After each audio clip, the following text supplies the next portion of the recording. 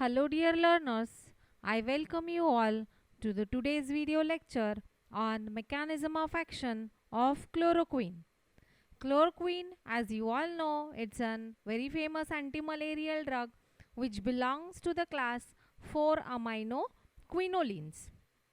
In our earlier video on SAR of chloroquine, we have discussed about the structural features and how that chlorine, which is an electron withdrawing group which is present on the aromatic ring at 7th position, is responsible for inhibiting the hemozoin formation, right? So you can refer to our previous video on SAR of chloroquine, whereas I will give you just a gist of SAR in this also. So this classification, short classification you can see in front of you, which is about antiprotozoal drugs.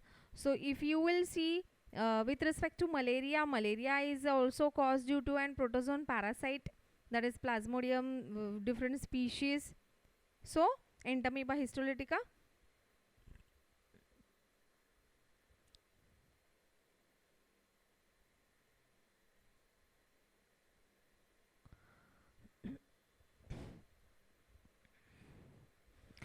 As you can see in front of you, the antiprotozoal drugs which works on the protozoan species. So malaria, amoebiasis, these are few of the diseases which are caused due to protozoan parasite, right? So you can see chloroquine, mefloquine, primaquine, quinine, which we have studied in classification of antimalarial drugs. So these are the drugs which also acts on the protozoan parasite only, but in slight different manner than the drugs which act on amoebiasis and some other drugs which are for pneumocytosis, leishmaniasis, etc. So anti-malarial agent chloroquine, which is the drug of interest in uses, also we have seen that it is used in conjunction with metronidazole, nitronidazole, uh, for the treatment of amoebiasis also, right? So since it's a common species protozoa, so we can club the uses. So coming towards the mechanism of action, so mechanism of action understand करने के लिए first we need to understand the SAR. So SAR video is there. I will just show you the important parameter from the mechanism of action point of view. So see this chlorine, you can see here, this is a small electron withdrawing group which is essential for the inhibition of hemozoin formation. So what is this hemozoin and what actually parasite does and what this drug does to the parasite, these all things we will see in the MOA. So this is the schematic for mechanism of action. What is the schematic? Since as you all know there are two phases, erythrocytic and exoerythrocytic. So chloroquine is basically responsible or active against the erythrocytic form of the malarial parasite. So when the malarial parasite enter inside the RBC, hemoglobin is being targeted. So what happens to the hemoglobin? These two parts will get separated. That globin protein part will get separated and heme will get separated. So globin is utilized by malarial parasite in the form of amino acids for their growth, and this heme part is really highly toxic for the malarial parasite. But what malarial parasite will do temporarily, it will convert that heme by polymerization process to the non-toxic form, that is hemozoin. So as we discussed in this is responsible for what? Inhibition of hemozoin formation, electron withdrawing group, right? So this chloroquine, quinine, mefloquine, all these antimalarial agent, what they will do? They will inhibit this process of hemozoin formation. And since this hemozoin formation will get inhibited, due to inhibition of hemozoin, this heme will not get converted to hemozoin.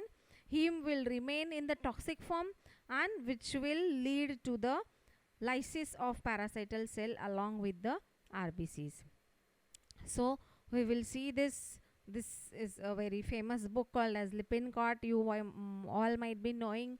So this gives you a diagrammatic, very really diagrammatic representations of all the drugs, in fact, of the mechanism of actions. So this hemoglobin gets divided into heme and globin as a part, which converted to amino acid, and it is utilized for the growth. So this heme, as you can see, this heme is really highly toxic. The process releases large amount of heme.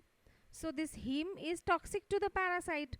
So to protect itself, the parasite, what the parasite will do, the parasite will ordinarily polymerize the heme to hemozoin, which is non-toxic form. So parasites food vacuole में sequester होके ये haemozoin बन जाएगा. तो haemozoin is not toxic, it is non toxic to the parasite.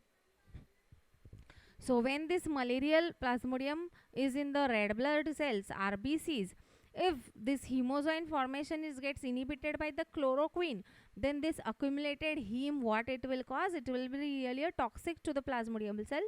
So it will cause, this chloroquine will prevent the polymerization and it will cause the lysis of both parasite as well as the RBCs, as you can see in the diagram. See, lysis of parasite along with the RBC. So this again a diagrammatic representation schematic. As you can see here, this is the RBC, plasmodium parasite has entered. So hemoglobin gets separates the amino acids and heme part. So heme is really toxic. So what chloroquine will do, chloroquine will inhibit this hemozoin formation, which a parasite is polymerizing the heme to the hemozoin to become a non-toxic form. So this is a plasmodium food vacuole in which this process is getting occurred. So this chloroquine get protonated, it will enter inside the plasmodium and it will stop the process of polymerization of heme. So these are the written notes which I have shared with you people in Teams also under the part notes. So you can refer that. With this, we finish with the mechanism of action of chloroquine. So it is as simple as that to understand. So with this, I thank you all for patient listening.